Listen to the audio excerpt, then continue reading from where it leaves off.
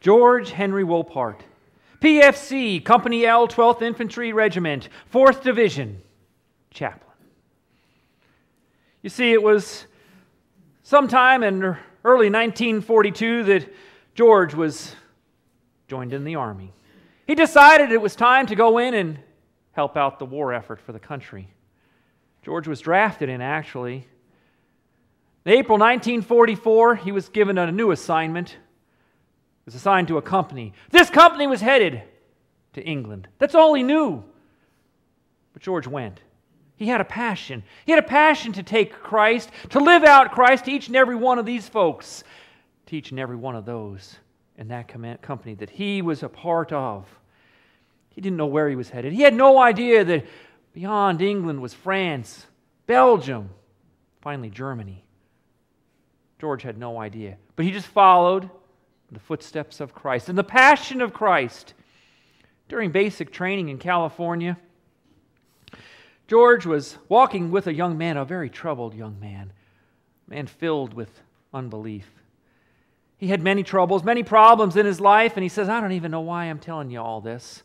You see, George was wearing a raincoat, and his raincoat had covered up his little insignias, signifying that he was a chaplain.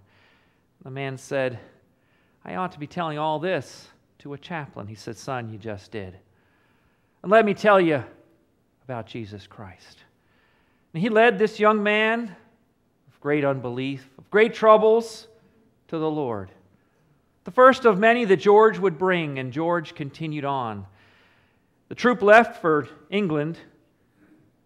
They carried with them their K rations, their razors, their kits for eating and shovels.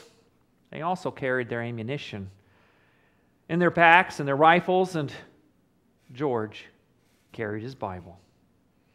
They used their helmets for holding water to shave and to wash in, but George used his for baptisms. They all had blankets to keep them warm, and George had Jesus Christ. England was a nice place. It had some of the inklings of war, but war was really going to come. And it came on those days when they hit France. The beaches there were bullets and bombs exploding everywhere. The water was just filled, stained red with blood. And there was George on the beach, ministering to the wounded, to the dead, to the dying. George had a passion. He had a passion for Christ. He wanted everybody to know the gospel. No one was to leave this world without knowing the gospel. They had to know Christ. They had to have a relationship, and George was there to make sure that they got that relationship. Fighting their way off the beach. That was the goal of everybody. Everybody wanted to be off the beach. Yet George carried out his ministry right there on the beach, under the fire of the enemy. There was no hot meals. There was no change of clothing. The basic method of transportation was walking, but on the beach was crawling. That's how you got around. George walked or crawled from foxhole to foxhole. And each time he went, he had a passion for Christ, a passion to bring people to Christ. Leaving the beach, they entered a hedgerow country. Hedgerow after hedgerow, about 500 yards apart, and each day that's about all you could gain was about 500 yards, and in that 500 yards was death. It filled the place. The enemy was everywhere. Death seemed to be the biggest enemy. They got to see the agony of their friends, gunned down, wounded, crying, many of them killed right on the spot. It was there. George realized he was wounded too. Not physically, mentally. George was a wounded healer. A man that brought healing to many, but he himself was wounded.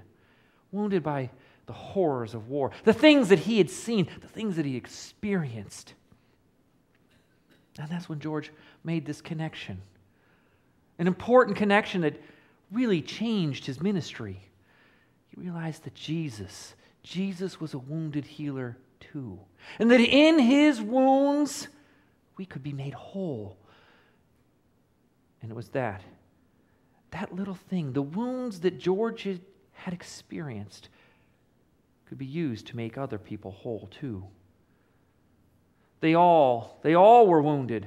They all had to suffer that agony of seeing their friends lying there between the hedgerows. Each day, you had to face that agony again. And the day after that, and the day after that. Everybody was suffering. Everybody was wounded. Maybe not physically, but they sure were mentally. Death was the only escape. Death was the only way out. But that wasn't an option. That wasn't an option for George. George said, no, there is faith. There is hope. Some of them just wondered, where do you get all this stuff from, George? Hope? Hope here? George, what are you talking about? George said, we're all here. We're all here. We all signed the same piece of paper. It's the same piece of paper that it says we are in the armed forces until the cessations of hostility. We're here. We have to be here. We're all wounded. We're all hurting. We all have to have time. We all have to have faith. Faith is what helps us to overcome the unbelief. And there was a lot of unbelief. That saying that says that there's no atheists in foxholes, that didn't ring true for George. Rather, what George found in every foxhole was a listening ear, a hurting and wounded heart, someone that needed Jesus Christ.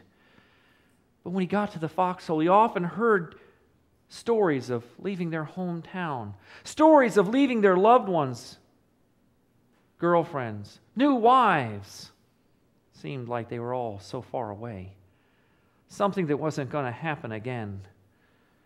Many of the people that George was talking with were lying there, disfigured, bleeding, gasping for their last breath. And there was George, right there beside them, with his hands on them, comforting them, bringing the gospel of Jesus Christ and healing to each and every one of them. They may not have been relieved of their physical pain, but they certainly were relieved of that mental pain. George just wondered, could there be a Sabbath day's rest? Just one day of rest. The day never came. The fighting continued day and night, day after day. And it was the fighting for the gospel that continued. An outward approach, pushing forward. It was a different war. It was a different battle, but George still there, marching on. He still marveled at their unbelief. He still marveled that even with all of the witness of the gospel, that there were still some who could not believe.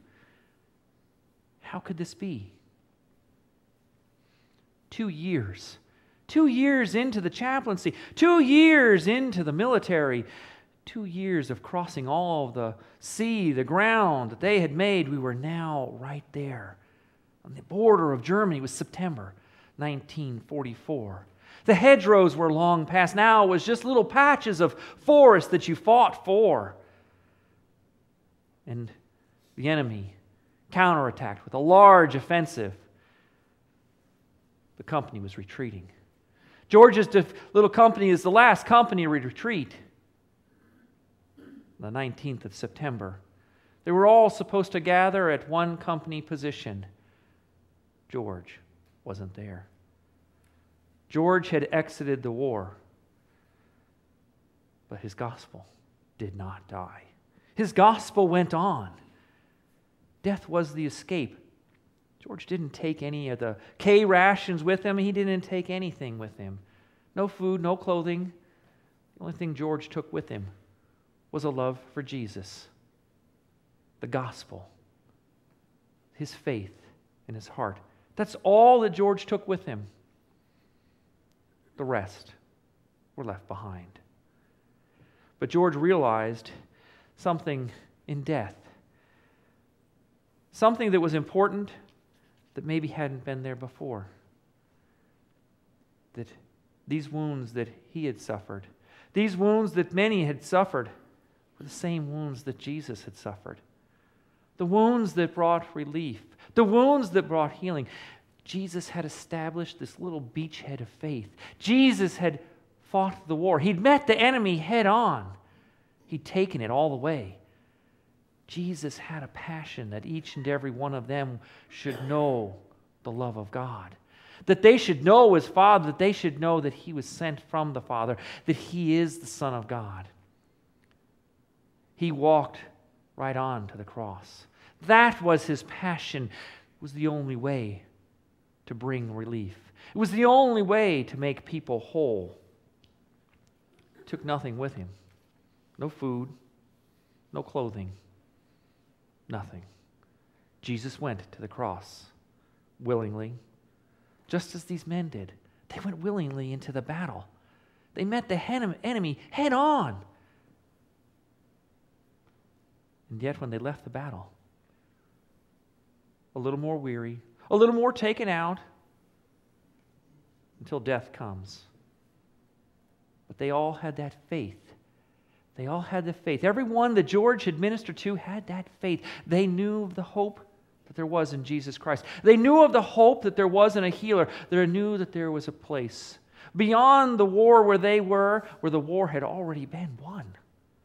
The battle had already been fought. No more bleeding, no more dying, no more pain, no more tears, no more anguish. This was a different journey, a different time. We often wonder about in war, the war that we fight, the war that we're wounded in. We're all wounded. Wounded by unbelief, wounded by doubt, wounded by life. The things that we accomplish, it may not be a physical battle all the time. Sometimes it's a mental battle that we fight. We wonder, how can this go on? Why does it go on? It's in this battle, it's in this fight that we are authenticated as Christians. You have to go through it. You have to meet it head on. You have to establish the beachhead of faith. Once that's established, that's when the miracles begin. That's when life begins. That's when you go on. That's what George found out. That's what he found out hopping from foxhole to foxhole, hedgerow to hedgerow. That's what he understood. The gospel went head on. It wasn't always easy. The unbelief was always there. It seemed to be gaining ground, even though George seemed to be losing ground. It was the darkness of unbelief. That's what the real battle was for George. Not so much the other enemy. That was a physical enemy. This was an enemy that could fight physically and mentally. This was an enemy that was different. Often he wondered in amazement, just as Jesus had must have been wondering about the unbelief of the people. How could it be? But George wanted them to know. He wanted them to know that when he came with the gospel, that there had been a prophet among them. Whether they heard him or they refused to hear him, it didn't matter. George came. George was there. George made that ministry his ministry. He took it on with a passion that nobody else had. This is the same passion that we see today. And the Stephen ministers, they take it on. They go out to meet people where they are.